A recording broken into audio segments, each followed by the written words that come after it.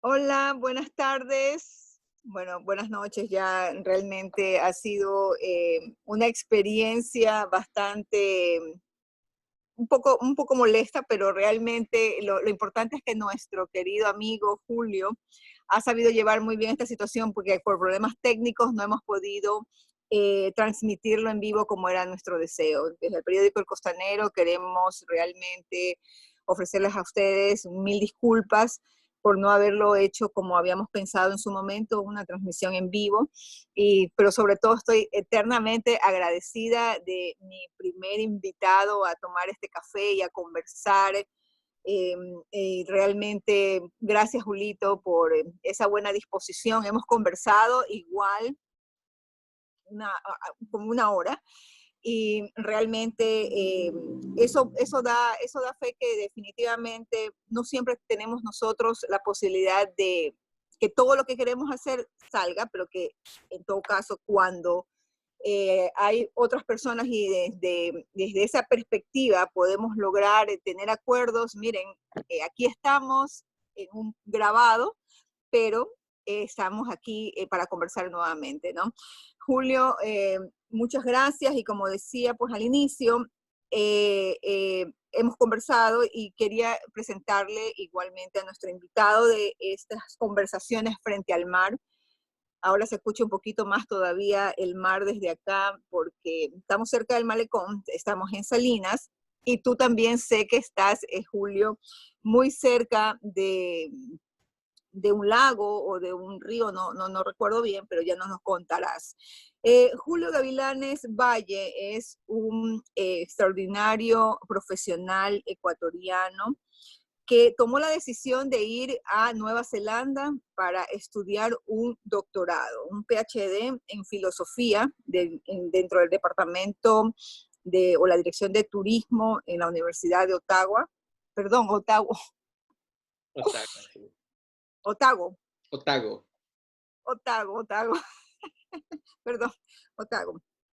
Y él, pues, antes de viajar, estuvo trabajando y desempeñándose de una manera eficiente dentro de la Universidad SPOL, de la Politécnica del Ecuador, del Litoral. Y bueno, él fue subdecano de la Facultad de Ciencias Sociales y Humanísticas del SPOL.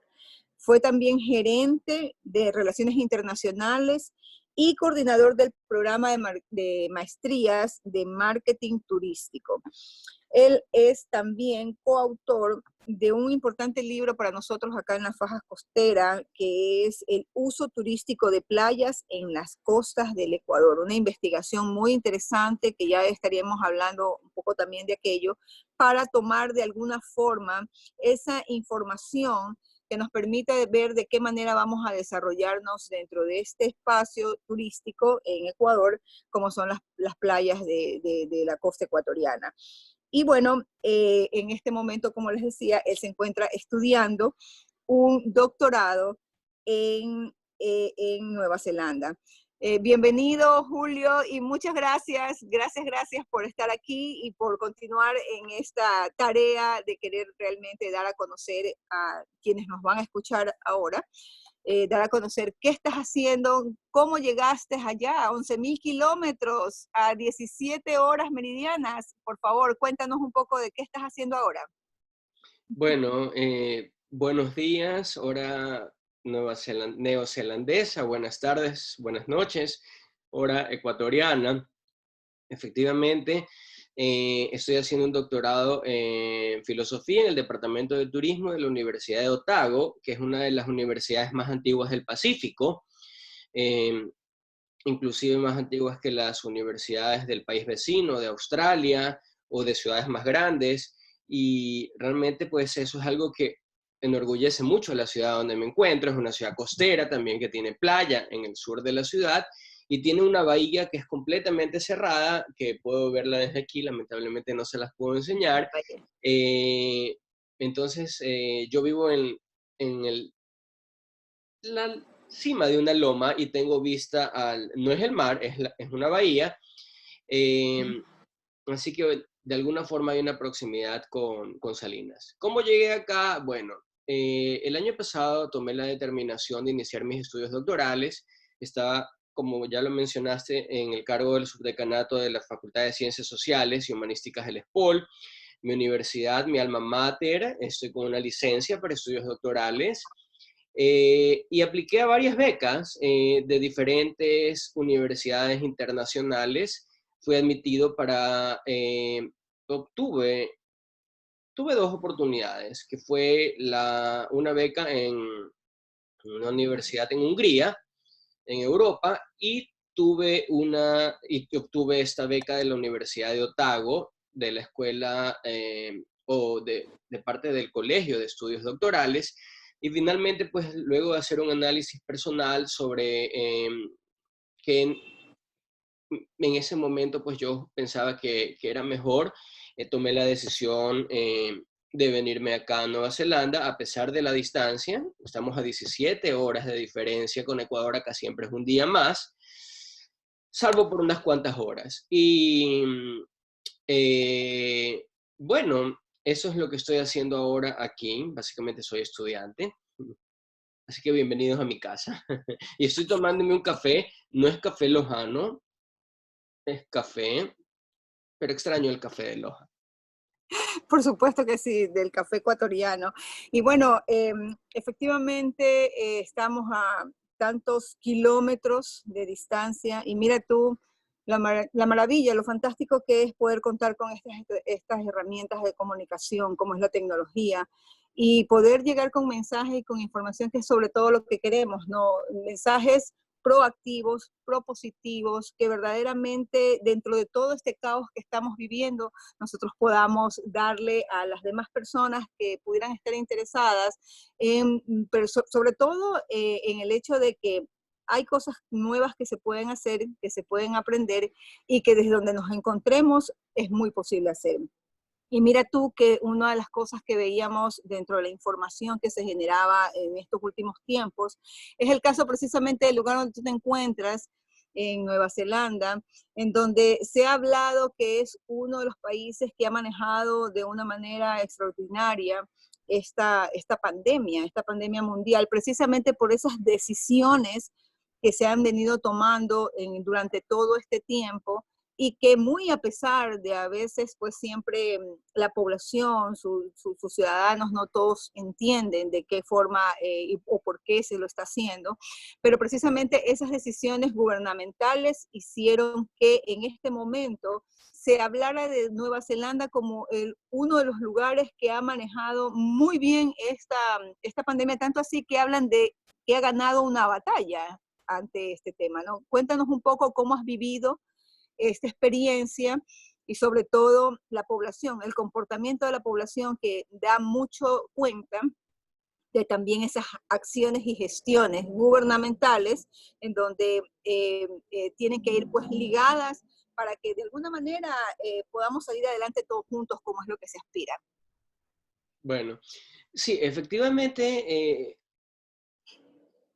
yo creo que aquí en Nueva Zelanda, y esta es mi opinión personal, hay una extraordinaria líder que es Jacinda Ardern. Ella es la primera ministra, es la jefa del gobierno de Nueva Zelanda e implementó medidas tempranas. Por ejemplo, ya en el mes de febrero no pudieron ingresar vuelos procedentes de China continental, lo cual obviamente generó un problema porque Nueva Zelanda tiene al turismo como uno de sus principales rubros, de acuerdo a las estadísticas turísticas de ingresos, pero además porque aquí en Nueva Zelanda estudian muchísimos estudiantes chinos, que debido a la reputación de la universidad, ya que es la más antigua del Pacífico, la eligen como el sitio de estudios para hacer sea su pregrado, su posgrado o su doctorado.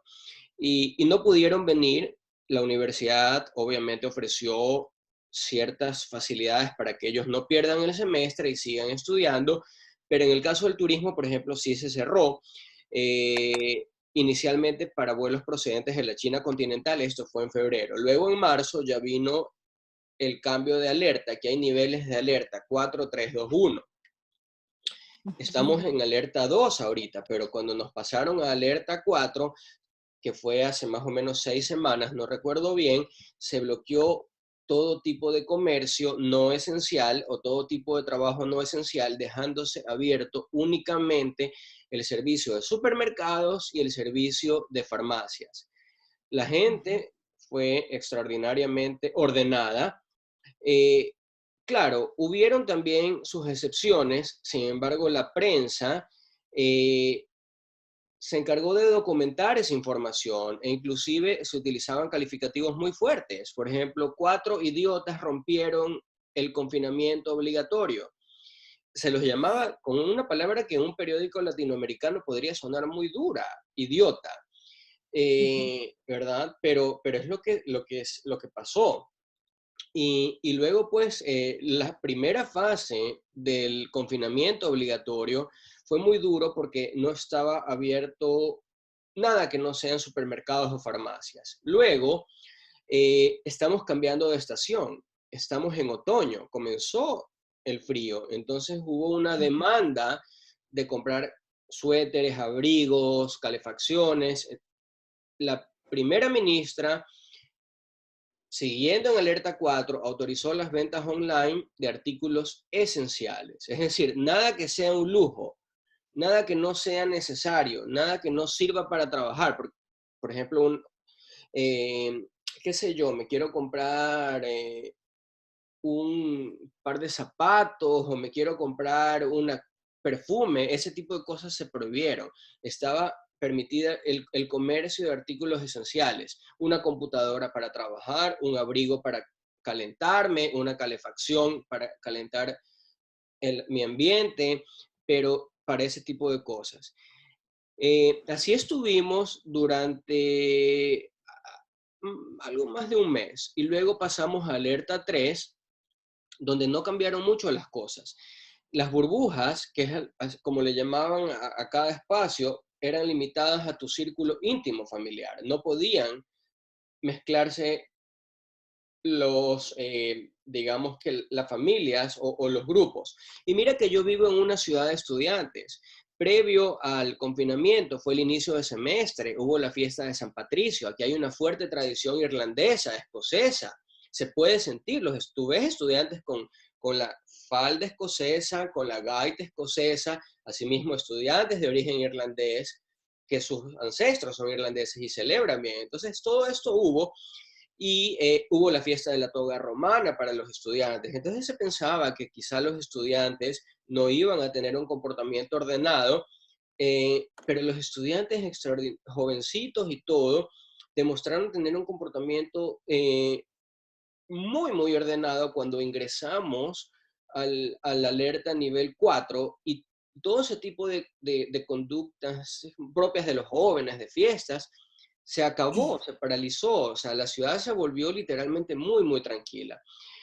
Eh, y luego la gente comenzó a comportarse de una forma propia de su cultura. O sea, aquí se conduce por el otro lado, el volante del vehículo está en el lado derecho y la gente camina así en las calles. Entonces, eh, es muy, muy normal que la gente sea ordenada aquí, de toda edad, desde jóvenes hasta mayores.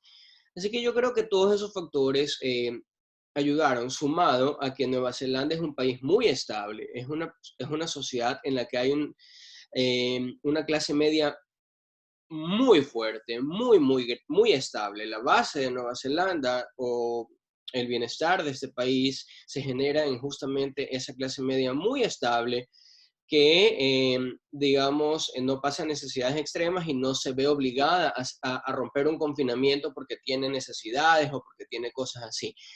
Como todo país, cada norma tiene su excepción también. Hay personas que requirieron ayuda del Estado homeless, a los que el gobierno ayudó, o los sin casa, que a los que el gobierno ayudó. También hubieron los que rompieron las reglas, como ya mencioné, que los llamaban idiotas, la palabra que salía en la prensa, Claro. eh, y que se les pusieron multas y que se les pusieron, bueno, hubieron hasta ciertas escenas de pánico como en todos los países, crisis en los supermercados, peleas que terminaron hasta en prisión por, por este caos mundial que se ha causado.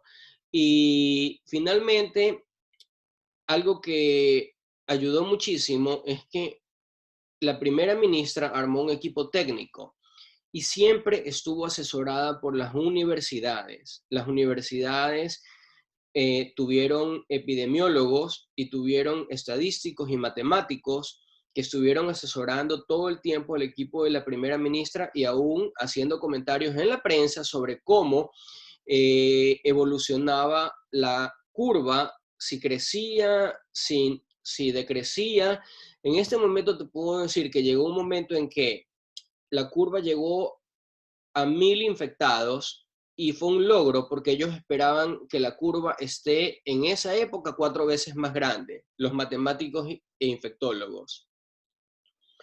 Y Claro. esto, gracias al asesoramiento técnico que tuvo la primera ministra, no solamente de su equipo de expertos, sino también de las universidades, incluida la mía, pero no solo de mi universidad, sino de la Universidad de Auckland, bueno, de diferentes universidades del país.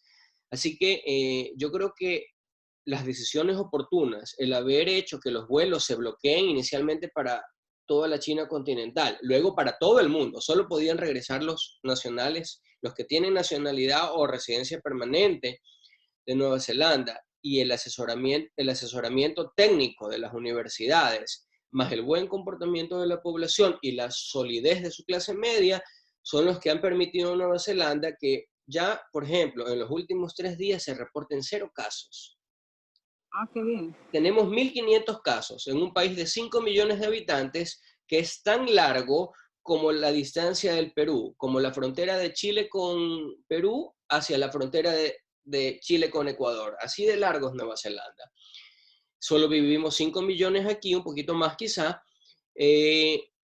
pero todos esos factores ayudaron a que la curva descienda y que ya en los últimos 3 días no haya casos. A la 1 de la tarde cada día se reportan los nuevos casos y esperemos que hoy sigamos también con 0 casos. En ese caso que tú hablas en particular, por ejemplo, el tema de la comunicación, del manejo de la comunicación, el tema de Sí, los medios, como en este caso, de alguna manera instaron a que la población, a partir de frases, palabras que afectan de alguna manera también cuando son mencionadas de esa manera y en medios, realmente nadie quiere verse en ese plan, en esa historia, ¿no? Y por otro lado, la comunicación vertida desde la autoridad, desde en este caso la primera ministra, que ha estado pues en esta lucha de querer y de que ha logrado de alguna manera ya erradicar prácticamente con lo que tú me dices caso cero en el día de hoy. Eso es súper importante y se habla de efectivamente una batalla ganada ante este virus. ¿Cómo ha sido eso? ¿No? Porque tú ves que tanto la prensa, por un lado, y con su información, por otro lado, la autoridad, los gobernantes también tratando de aplicar, ha habido esa, o sea, desbalance, ha sido, o sea, ha sido desbalance, o sea, no hay balance dentro de lo que es un informe versus el informe de prensa, o lo has visto que ha sido realmente coherente y han mantenido una línea de comunicación bastante importante y bien o sea, manejada? en mi opinión, yo creo que la comunicación ha sido muy directa, muy frontal, no han escondido nada. Desde el primer día, todos los informes se dan a la 1 de la tarde. Normalmente yo chequeo 2 diarios de aquí online, un ratito y ya, porque también tanta información acerca del virus llega un momento en que, sabes, por salud mental es mejor no hacerlo. Yo chequeo New Zealand Herald y chequeo el Otago Daily Times. Fue muy triste, inclusive, que un día en el Otago Daily Times, estando tan lejos, yo leyera noticias sobre Guayaquil, sobre los cuerpos que aparecieron en las calles. Porque estando a 11.000 kilómetros de distancia, se mencione, pues esa noticia me impactó muchísimo, pero bueno, es la realidad, no podemos ocultarla. Ahora, en cuanto a la comunicación, como te digo, yo he visto que hay un equipo muy coordinado, todos los días a la 1 de la tarde se, se daba la información. Adicionalmente, cada cambio que iba a haber sobre los niveles de alerta, de alerta 4 a 3 a 2, también se ponía en los días D. Ellos le llamaban el día D, que es el día de la toma de decisiones. La primera ministra basada con su equipo. Y así ella pues fue informando sobre los cambios que que se iban a ir dando. Claro que había cosas que luego se terminaban de aclarar con decretos o cosas así, pero en primera instancia sí, o sea, como por ejemplo el uso de las playas, aquí este es un país, es una isla, dos islas, y estaba prohibido y la gente preguntaba, ¿podemos o no podemos ir a la playa? Porque estaba permitido ejercitarse en un radio cercano a tu casa, en tu núcleo familiar, sin mezclarte con otra burbuja. Pero no, o sea, siempre fue muy claro sobre cosas como ese tipo. Por ejemplo, la playa está prohibida, la pesca está prohibida, la montaña está prohibida, muchas cosas. Y luego, bueno, poco a poco, ahora que hemos ido cambiando de alertas, ya todo se está abriendo un poco más. Claro, ahora que mencionas tú precisamente este punto de las playas cerradas, de esta imposibilidad de poder llegar y disfrutar del mar, incluso mucho se ha hablado acá del agua de mar, que es muy buena para combatir el virus, etcétera, etcétera, que a lo mejor no vemos por qué motivos realmente, no entendemos por qué no podemos ir al mar, por qué no podemos ir a bañarnos en el mar. Y eso ha generado, al menos en los sectores costeros, mucho malestar, resistencia, gente que hace Sí. surf, dice yo no voy a molestar a nadie, solo voy a ir al mar a hacer surf dentro del mar. Entonces todo esto realmente genera, como te digo, inquietud de la gente. Y como tú tienes un estudio muy interesante en relación precisamente a este sector, ¿no? A este sector de las playas, ¿cómo ves? O sea, ¿realmente ha sido necesario? ¿Era porque no podíamos, o sea, por qué no podemos ir al mar? ¿Cuáles son esas incidencias que podían tener negativamente en el problema de esta pandemia y el virus puntualmente? ¿Por qué no se permitía? Es porque, te pregunto, ¿es por el manejo del espacio de la playa? ¿O es porque de pronto el mar definitivamente no iba a influir, o iba a influir de alguna manera en esta enfermedad? No, básicamente aquí se enfocaron en controlar la pandemia y no necesitaban otro problema. El espacio físico como tal aquí está y se trataba de un tema de manejo de espacio, ya que muchas de las playas cuentan con salvavidas, con torres salvavidas, eh, con facilidades que permiten el control de los usuarios. Y el país, las fuerzas especiales como la policía, los médicos, las enfermeras, estaban todos enfocados en salvar vidas. Es un país que tiene 1.500 infectados, es a lo que se llegó, pero solo hubieron 20 muertos. Es una pena, son 20, igual 20 vidas importan, pero hubieran podido ser mucho, mucho más. Como te digo, el día que se esperaba que la curva llegue a 4 veces más, no se llegó sino ni a 1.000.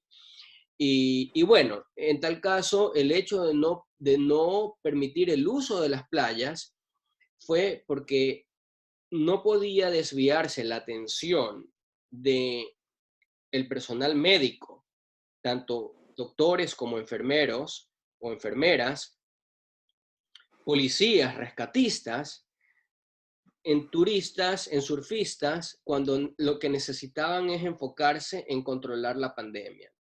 Así que, y no solamente se prohibió el uso de los espacios de línea costera, se prohibió también el uso de eh, zonas de ciclismo, de montaña, toda actividad al aire libre que implique un riesgo y que implique un desvío de la atención del personal de rescate. Se Ok. prohibió. Así que la gente no pudo ir. Hubo un caso muy sonado de un personal político que en plena pandemia rompió la regla y él mismo pidió luego disculpas. Él mismo se dijo a sí mismo que fue un idiota al romper las reglas. Buen punto el que tú dices, precisamente es no perder el enfoque de lo que se está en este momento trabajando y tratando. O sea, no desviar la atención realmente hacia otros temas que bien pueden ser precautelados, ¿no? Hay que mantener de alguna manera también eso de parte nuestra a veces. Uno siempre quiere, como es muy libre, entonces uno quiere ejercer esa libertad en los diferentes ámbitos, pero también esas libertades de uno terminan cuando empieza la de las otras personas y precisamente era un buen punto lo que tú dices, el enfoque que había que tomar. Ahora, yéndonos un poco al tema de esa investigación que tú hiciste Mm. junto con estos otros tres investigadores, tres o cuatro investigadores más del SPOL, en relación a este manejo, a este uso turístico de playas en las costas del Ecuador. Que, ojo, y a propósito, valga la oportunidad para agradecerte públicamente por ese libro que me dejaste, que no pude asistir, pero que me lo dejaste y yo voy a compartir también nuevamente el digital de ese libro que ustedes publicaron, porque es muy, muy interesante y muy importante. ¿Tú cómo ves? Porque no es un tema de ahora y de la pandemia, el tema de las playas y de las situaciones que se han venido dando en estos últimos tiempos en los sectores costeros ha sido bastante preocupante por la forma como se manejan, porque no hay un diseño de cómo realmente tratar este aspecto este recurso de playa y que en su medida en algunos casos se ha ido perdiendo el norte. Hay mucha gente vendiendo productos, servicios y de todos. Productos porque venden comida, venden Sí. artesanía, que todo el mundo tiene que trabajar, efectivamente es así, pero no existe como que un ordenamiento, además hay ya una saturación. Y en cuanto a servicios, pues hay masajes, hay una serie de cosas más, los botes y las lanchas y las salidas al mar. Entonces, todas esas cosas verdaderamente han ido afectando y mermando esa posibilidad de que la gente ya quiere venir a la playa porque se siente que es asfixiado por toda la demanda, por la oferta que existe y ante una demanda que de alguna manera también por comodidad, pues no, la gente quiere comer en la playa, quiere tomar en la playa y quiere hacer actividades que no son netamente de la playa, ¿no? Entonces, afectando al entorno, afectando el sitio. Entonces, de acuerdo a lo que ustedes estudiaron y han revisado, ¿cuál es el futuro de las playas del Ecuador y sobre todo de las de Salinas? Bueno, a ver, mi enfoque dentro de la investigación fueron sobre todo las microempresas. Em, Fueron los establecimientos de playa. Allí te puedo contar mi experiencia. Me tocó con 4 estudiantes de pregrado, no todos de turismo, uno era de biología. 4 estudiantes maravillosos. Nos tocó recorrer las 4 playas que ya mencionaste, que es Puerto Engabao, que es provincia del Guayas, y las otras 3 de la provincia de Santa Elena, que son Salinas, o sea, concretamente Chipipe, Allangue y Olón. Lo primero que nos tocó hacer es un censo. Nos tocó dividir la playa en cuadrantes, lo hicimos con los estudiantes, y hacer un censo, porque muchos de estos ciudadanos eh, laboran al margen de lo que nosotros llamamos formalmente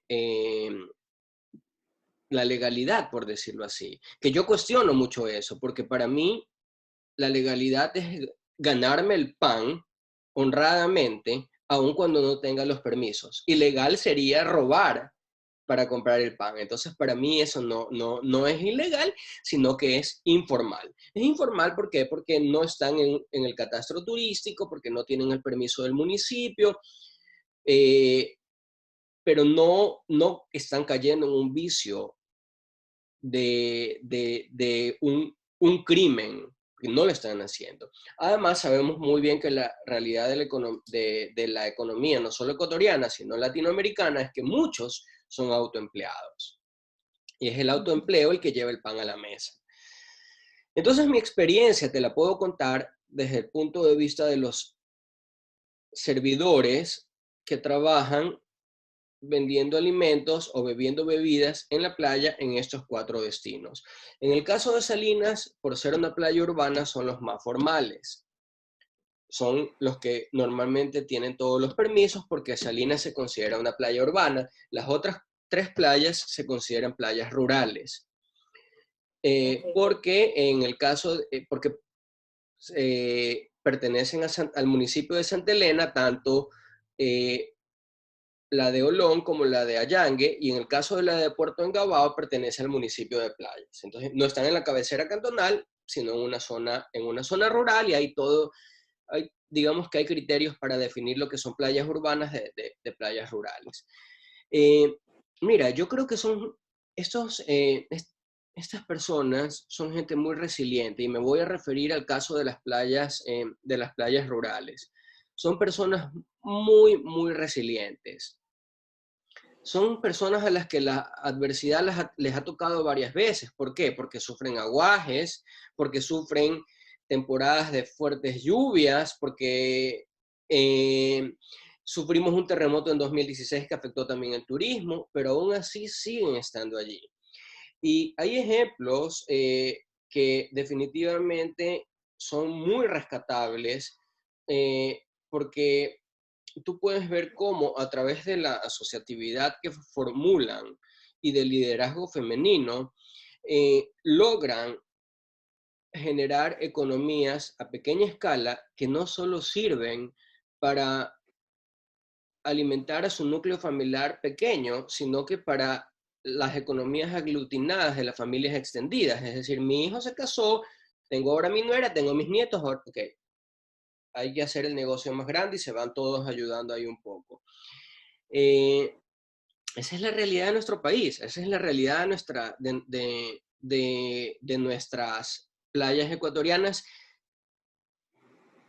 Y yo creo que para mí, haber trabajado en ese proyecto, que es un proyecto muy largo, fue una experiencia transformadora, una experiencia de ver la perspectiva desde también la propia historia de mi familia. Mi familia también ha sido emprendedora, comenzó como muchos, con un negocio chiquito, de las economías aglutinadas, ayudándose unos a otros, o de las familias, es todo un concepto sociológico, que es la familia extendida, la familia amalgamada y la economía aglutinada. Son conceptos sociológicos, Ujú. pero que en nuestra realidad latinoamericana y en el contexto de las playas se vive muchísimo. Se vive muchísimo porque a veces el miembro de la familia es también el empleado de allí, y algunas veces con sueldo formal, otras veces sin sueldo, pero ahí están, en las buenas y en las malas. Y esa es la resiliencia.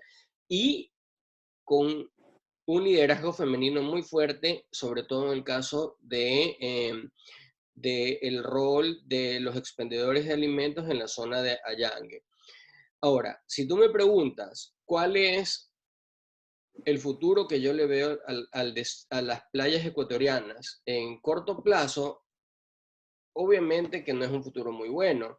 ¿Por qué? Porque estamos todavía en medio de una pandemia, no se permitió, lamentablemente, que se disfrute la temporada de costa como hubiese podido ser, que genera ingresos, los ingresos fuertes. Y lo más probable es que la temporada de sierra también se vea afectada, porque todavía no, aun cuando veo por noticias que las ciudades están cambiando de luz, de semáforo, Ujú. la gente tiene miedo. La gente tiene miedo, y probablemente tampoco vaya a viajar en la temporada de sierra. Lo que te puedo decir es cómo se están pronosticando las cosas aquí.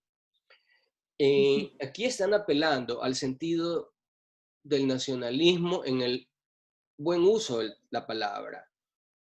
Están apelando a que los neozelandeses que tienen dinero, que tienen posibilidades de viajar, este año en sus vacaciones no se vayan a vacaciones al exterior, sino que vacaciones dentro de Nueva Zelanda.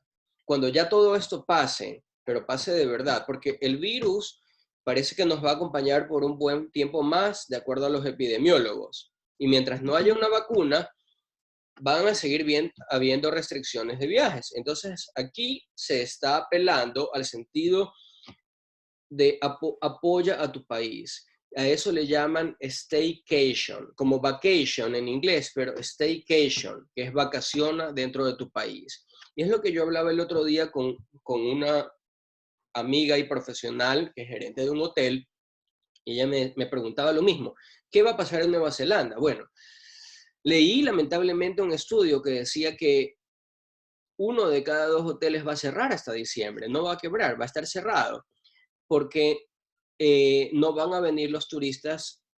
Los cuatro mercados más importantes son China, Estados Unidos, Australia y el Reino Unido. Son los cuatro mercados más importantes para Nueva Zelanda. Estados Unidos en media pandemia, el Reino Unido con el índice más alto o el segundo índice más alto de contagios en Europa. Australia tiene pocos contagios, probablemente sea el país que pueda venir más pronto, y China con un rebrote.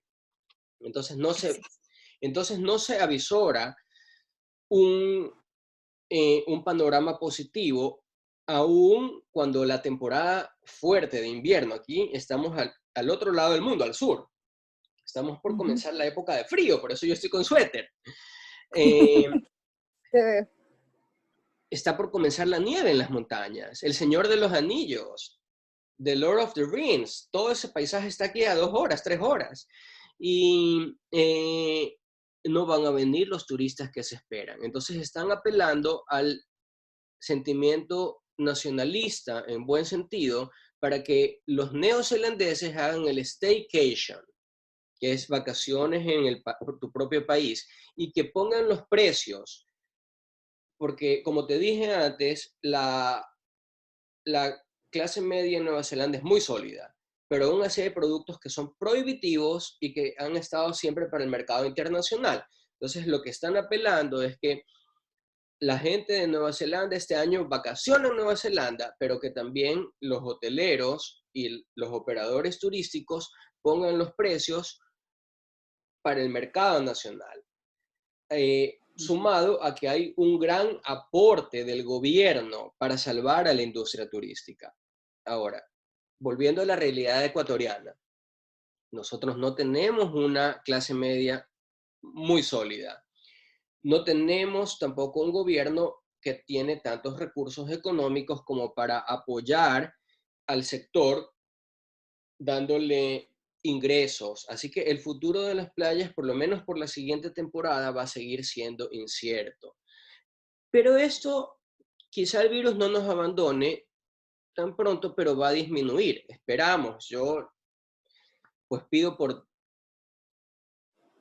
esto, porque pase esto muy pronto. Y creo que en Ecuador nos va a tocar hacer lo mismo, si no lo puedo ver como una recomendación desde aquí. De las 3 medidas que te mencioné, al menos 2 se pueden aplicar, quizá una tercera. Lo primero, bajar los precios de lo que se consideraba mercado de lujo para el mercado internacional, para que el turista nacional pueda acceder a ese producto que antes le resultaba prohibitivo. Y estos hoteles que eran de clase media para el turismo nacional, ponerse aún más baratos, para incentivar que la gente viaje dentro del mismo país. Lo segundo es que hay una clase media que es más o menos acomodada o endeudada que tarjetea en Ecuador y que hace vacaciones a veces en Miami, Claro. a veces en Panamá, a veces en el Caribe. Y tenemos luego las operadoras y las agencias de viajes. Entonces tenemos todo un mercado, un aparataje. Y va a ser difícil captar turismo internacional o captar sí, o sea, turismo regional inclusive, los argentinos que viajaban a Montañita, los chilenos que viajaban a Montañita, va a ser difícil porque hay cierto pánico colectivo en este momento.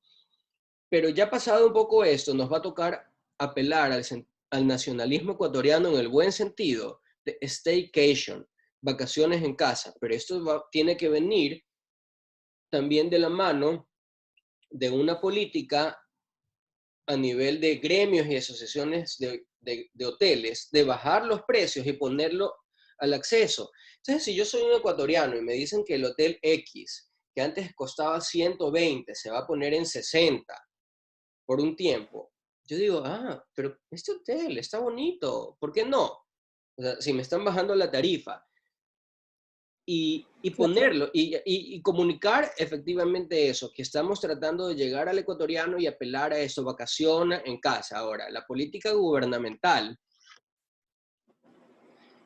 es complicada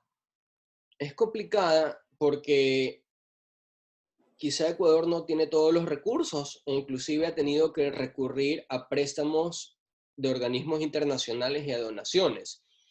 Otra cosa muy importante que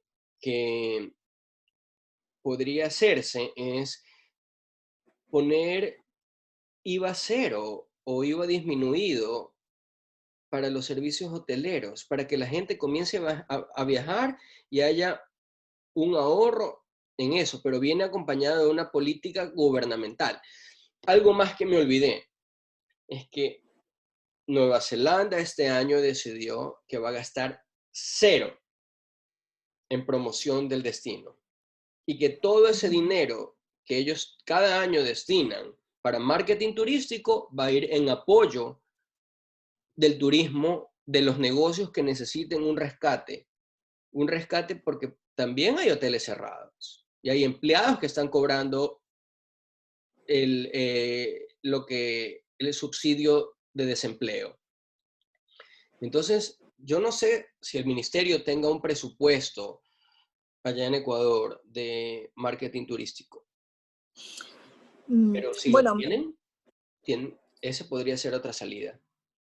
claro, en temas de reorganizar el tema financiero, creo que es una de de los temas que tiene que trabajar no solamente el ministerio con los temas de marketing turístico, como lo mencionas, sino todos los municipios, ¿no? Viendo las prioridades y dependiendo de cuáles son cuál es su objeto mucho más significativo. Pero también, por otro lado, claro, de alguna forma, la situación como se ha venido dando, el hecho de que, como tú bien dices, precisamente en plena temporada alta viene y pasa esto, bloquea más allá de las circunstancias que ya estaban dándose Sí, en algunos sectores, como es en el caso de Salinas, que hubo situaciones que están fuera de pandemia y que sí. también originaron y generaron retrasos y sobre todo el hecho de que la gente pues no viniera de la manera como se había esperado. Y posteriormente a ello, el hecho de que también es importante ver, o sea, el país ante toda esta situación, nosotros hemos tenido una imagen en estos últimos tiempos fatal, una imagen que verdaderamente no se la deseamos a nadie, sea por bien, sea por mal, se dio y eso va a tocar, o sea, toca hacer un trabajo bastante fuerte que más allá de la promoción como tal, es hacia adentro precisamente ver de qué manera vamos a dar solución a ciertas situaciones que en este momento estarían todavía por definirse, ¿no? Internamente sí, va a ser necesario que comencemos a revisar cuáles van a ser esas opciones. Definitivamente el turismo masivo, eso queda en este momento postergado. Y la playa precisamente es una de esas posibilidades, ¿no? A pesar de que es el que más vitaminas D nos va a generar, de que vamos a tener el agua de mar, que es la que nos está ayudando también a contener el virus y todas estas cosas. Sin embargo, no vamos a poder estar. Y se hablan pues definitivamente de muchas acciones y de formas y comportamientos que tenemos que comenzar a vivir a partir de lo que ya sería el salir con semáforo verde cada uno a hacer sus actividades. Y es ahí donde nacen las preguntas generalmente y digo, bueno, ¿estoy preparado como empresario, como persona? como estudiante, Sí. como un ciudadano, estoy realmente preparado para salir de mi confinamiento voluntario y enfrentarme a lo nuevo que se viene. Realmente estamos todos de alguna manera conscientes de que hay cambios significativos, que los comportamientos no van a ser los mismos porque lo que me afecta, lo que yo tengo o lo que puedo generar yo le va a afectar a otro y no solamente al otro que no es ni conocido, sino al otro que es también mi familiar. Entonces, hay muchos temas de comportamientos, de conciencia, de generar, o sea, esta situación debe de dejarnos un aprendizaje individual y un aprendizaje en colectivo. No podemos salir siendo los mismos de siempre a la normalidad en la que quedamos confinados, sino más bien comenzar a ver de qué manera esto realmente ha calado hondo en nosotros, en lo sentimental. Más de uno hemos perdido familiares, que no precisamente todos han sido por el virus, ¿no? Sino por diferentes situaciones, pero la vivencia es similar porque no hemos podido ver a nuestros familiares afectados, a quienes murieron no los pudimos enterrar, a quienes estuvieron enfermos, no nos pudimos Mm. acercar. O sea, como tú decías en algún momento que conversábamos, nosotros como ecuatorianos somos muy cariñosos, muy sensibles, siempre apegados, siempre demostrando de alguna manera un tema de afecto, de cariño. Y todo eso es ahora, no, o sea, poco más, no me toques, no me mires, que puedes venir tú infectado. Eso sumado al hecho de que vengan del exterior personas a las que tenemos que atender, ¿estamos verdaderamente preparados para poder lograr tener un acompañamiento a este turista que va a ser totalmente diferente? Y hay que reunir muchas condiciones, más allá de que haya mejor, de pronto, jabón, o que hayan todas estas otras para poder decir, los los temas estos que ahora están haciendo, los arcos de desinfección y todas estas cosas que para que la gente vaya desinfectado, pero mira que cada uno traslada el virus, ¿no? Uno es el portador y uno traslada el virus a donde sea, si es que en su momento tiene la mala suerte de tenerlo. Y claro, eh, estamos viendo que cada vez que se conversan hay muchas situaciones que no están en nuestras manos individualmente, sino de forma colectiva. Lo que ha pasado y lo que has vivido tú en Nueva Zelanda y con una líder, porque yo, después de lo que me cuentas, después de lo que he visto, esta primer ministra de Nueva Zelanda realmente manejó esta acción, esta pandemia, esta emergencia sanitaria con liderazgo, ¿no? Siempre van a haber las ovejas negras de la familia, pero bueno, eso ya se van ubicando, ¿no? Pero esa entereza para poder lograr llegar a calar, y aunque el hijo se comporte mal y aunque se moleste, moléstate, pero yo tengo que hacer el papel y el trabajo que corresponde para que no te enfermes, para que precisamente no tengas el impacto que pudieras haber tenido si realmente yo no ejercía el trabajo que tenía que hacer. Entonces, eh, yo estoy convencida de que aún y a pesar de todas estas realidades, porque esto no es ninguna otra cosa que una realidad dura, dolorosa, a la que nos tenemos que abocar todos a ver de qué manera aprendemos y de qué forma realmente asumimos ciertas responsabilidades. Yo te pregunto a ti, como para ir ya cerrando un poco, y hemos estado más de 3 horas con todos y estos imprevistos, pero ¿cuál crees tú que sea el mayor aprendizaje que has tenido en este tiempo y en este momento? Bueno, y solo antes de decirte eso, porque ya es tema a nivel personal, te quiero comentar también algo que aquí me parece que es algo que podríamos aplicar en Ecuador, que son las políticas claras. Cada orden gubernamental que se dio es muy consistente y coherente. ¿Qué quiero decir con esto? Que lo que comunica esta líder extraordinaria, porque yo considero que Jacinda Ardern es una líder extraordinaria. Fácil la veo como secretaria de las Naciones Unidas. Estoy haciendo campaña política, pero sí, esa, la admiro. Ya la admiraba antes y ahora la admiro aún más. Ha sido consistente y coherente.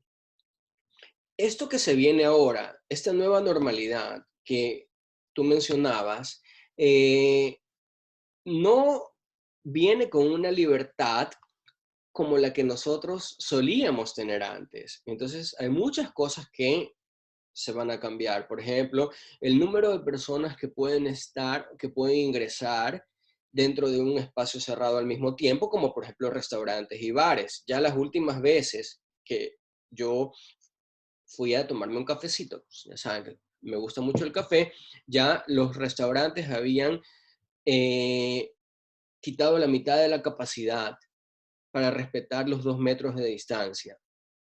Esto creo que se ha reducido un poco, ya no es 2 metros, es 1,5 metros entre mesa y máximo un grupo de personas, no estoy claro con esto, pero Cada uno, sí. exacto, pero son cosas claras. Y esto, por ejemplo, yo creería que el Ministerio de Turismo en Ecuador ya debería tener esta política clara y coherente que venga desde un decreto presidencial de cómo va a ser esta nueva normalidad. Y veo que allá más bien se ha dado los semáforos a cada municipio. La pregunta es, ¿cada municipio tiene la capacidad técnica para decidir eso? Eso no lo sé. Y mejor dicho, creo que no. Va a depender de cada municipio. Pero esta política coherente y consistente que ha venido desde el gobierno central, en este caso desde la primera ministra, ya está publicada y aquí las reglas ya están. Entonces, cada restaurante sabe que, o cada café sabe que va a poder abrir, pero respetando las distancias entre mesa y mesa, con, con otras medidas de sanitización y etcétera, etcétera. Así que esa coherencia es lo que a mí me permite pensar en que, como tú dices, la batalla se ganó más no la guerra, porque el virus está. Acompañado de que también si es que están en capacidad llena no puede ingresar más gente y hay que hacer cola. Bueno, es the new normal, la nueva normalidad. Eso, para cerrar un poco lo que me decías o lo que mencionabas acerca de cómo vamos a vivir esto, y es algo que debería ya estar trabajando el municipio para tener esta coherencia, no para las cadenas internacionales de hoteles o de restaurantes, porque te aseguro que los grandes hoteles y los grandes restaurantes de Quito y de Guayaquil ya están preparándose con políticas que vienen desde la cadena central, sino para los chiquitos, para los pequeños, para los que Ujú. son microemprendedores y que necesitan este acompañamiento general. Entonces decirles, ok, vas a seguir poder atendiendo, pero ¿cómo vamos a garantizar? Vamos a tener que garantizar que entre mesa y mesa haya tanto espacio. Si antes atendías tanto, ahora atiendes este número. Si no podemos poner el visor de vidrio o el visor de plástico, por lo menos poner separadores biombos de madera o algo entre mesa y mesa para garantizar eso. Eso en cuanto a lo turístico y en cuanto a la vivencia personal que he tenido es eh, que tratar de vivir un día a la vez. Ha sido muy difícil para mí teniendo mi familia en Ecuador y en Estados Unidos, estar con tantas horas de diferencia, cada mañana levantarme, hacer el repaso, están bien todos. Ha sido muy, muy duro tener que dar tantos pésames diarios a exalumnos, a colegas. Yo me siento bendecido porque no he perdido a nadie en mi familia, a pesar de que sí hubieron contagios en mi familia, sí, sí los hay. Pero ha sido un día a la vez y luego darse cuenta que todo lo material en este momento pasó a ser secundario y que lo principal es la vida. La vida no solo la de uno, sino de la gente que ama, e inclusive de los que no amas. Pero lamentablemente yo creo que ese aprendizaje no llega a todo el mundo. Yo veo que aún hay una especie de mercantilismo, comercialismo, mercantilismo y capitalismo feroz que no ha cambiado. Yo creo que el mundo sí tiene que replantearse esto. Mi aprendizaje colectivo es la vida sobre la plata. Mi aprendizaje personal, la vida sobre la plata, los sentimientos sobre la posesión. Yo mismo, para venir a estudiar acá, a vivir como estudiante otra vez, dejé todo lo que tenía ya en Ecuador, el trabajo seguro, etcétera. Amo mi universidad, Paul. eh, Admiro mucho a la rectora, eh, y sacrifiqué mi zona de confort para venir como estudiante acá. Fue duro y ahora más duro con este bloqueo o confinamiento obligatorio que me ha tenido aislado de todo el resto. Pero creo que tiene que haber un cambio a nivel colectivo y creo que ese cambio, por lo menos en el lado ecuatoriano, aún no lo veo. Yo todavía veo, por ejemplo, que no todos, pero veo que no veo que haya ese cambio desde la perspectiva de la banca, del financiamiento, del interés sobre el bienestar. Y veo acciones de otros países como Nueva Zelanda, por ejemplo, que es donde vivo, que para personas que están con hipotecas o que están con problemas fuertes financieros, va a haber la posibilidad de poner los pagos al final o cosas así. Y cuando veo, por ejemplo, que políticas inclusive de banca pública, no voy a decir los bancos, que personas que tienen hipotecas dicen que el banco no puede permitirse refinanciar esto para el final, aun cuando sabe que la gente tampoco va a poder pagar, es ahorcar más a la gente. Entonces ahí no veo aprendizaje. Entonces es la vida sobre la plata. Yo amo profundamente a mi familia, me entregué o entregué parte de mis años al SPOL, a una institución a la que quiero muchísimo. Le coges cariño a tus alumnos y cuando ves que alguien está sufriendo también te afecta, porque aun cuando no sean de tu sangre, somos seres humanos que sentimos. Entonces, mi aprendizaje personal es ese, un día a la vez y la vida por sobre lo material. Qué bien.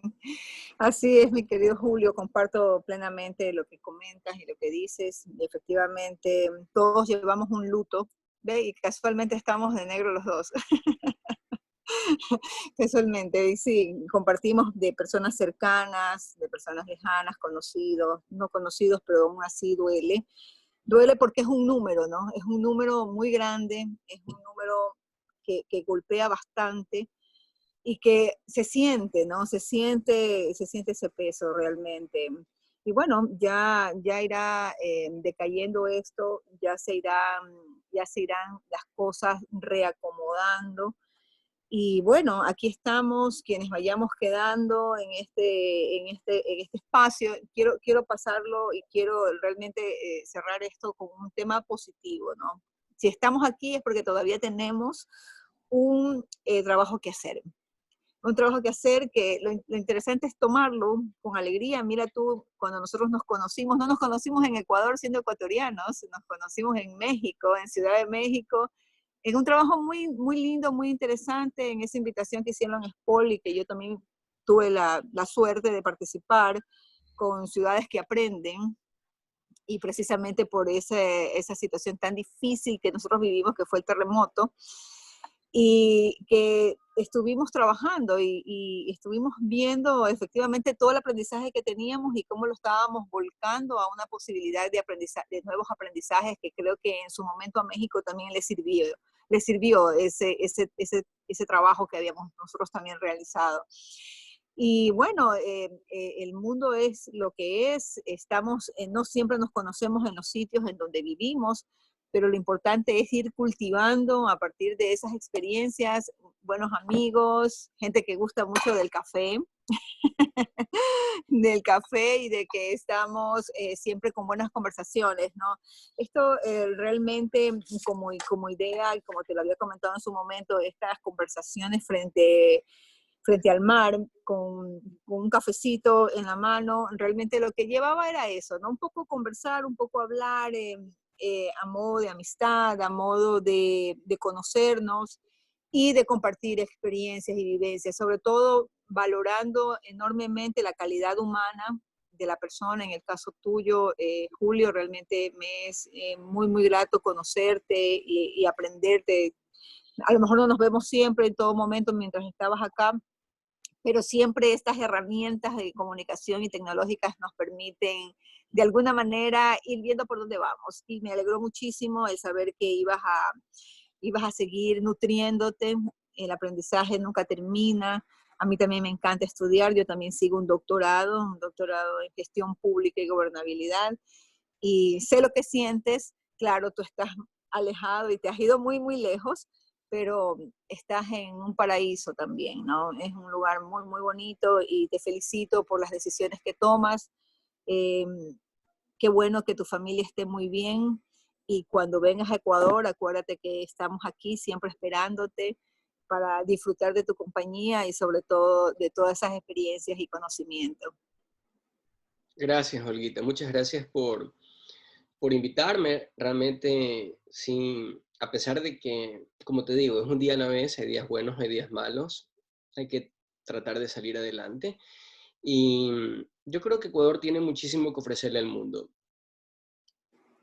Justamente es momento de buscar lo mejor que tenemos, a pesar de que tenemos una imagen en el piso, buscar lo mejor que tenemos. Eh, y son muchas cosas. No quisiera entrar en más detalles porque podría irme de largo, pero buscar lo mejor que Ecuador tiene para ofrecerle al mundo. Y como tú mencionaste, toda crisis tiene su oportunidad. Así que gracias por invitarme y espero que podamos volver a conversar, ojalá más adelante, ya no de este tema tan duro, que ha sido el impacto del COVID, sino de otros temas más o menos. Por supuesto que sí. Y bueno, gracias sobre todo por motivarme a grabar este video, a superar efectivamente juntos esta falla técnica. Efectivamente, no todos los días son tan buenos, a pesar de que estábamos súper contentos de poder conectarnos. Pero sí, es parte, no de caer, sí, a lo mejor cerrábamos y me echaba yo a llorar, y ahí terminaba todo mi ímpetu de querer hacer el programa. Pero gracias, gracias porque me das también ánimos, me das una lección de continuar, de perseverar. Y aquí vamos a estar, mis queridos amigos. Este ha sido el primero de muchos, Dios quiera, de muchos programas que vendrán, invitando a mis amigos, porque son más allá de los profesionales que son mis amigos. Gracias por aceptar esta invitación. Y gracias por la amistad que nos une y por el tiempo que te has tomado para poder disfrutar y hacer que conozcan a mis amigos también, ¿no? A través de estas conversaciones frente al mar. Y será pues hasta una próxima oportunidad. Sé que vamos a volver a conversar en algún momento, y cuando sea necesario sé que también estaremos nuevamente juntos tomándonos un café. Muchas gracias, Olguita. Todo mi cariño para ti y para mis amigos, conocidos, familia en Ecuador. Chéverísimo, muchas gracias. Cuídate y que tengas una buena tarde. Ya está más o menos de mediodía de tarde ya. Una buena noche. Hasta luego. Gracias, hasta luego. Que estés muy bien.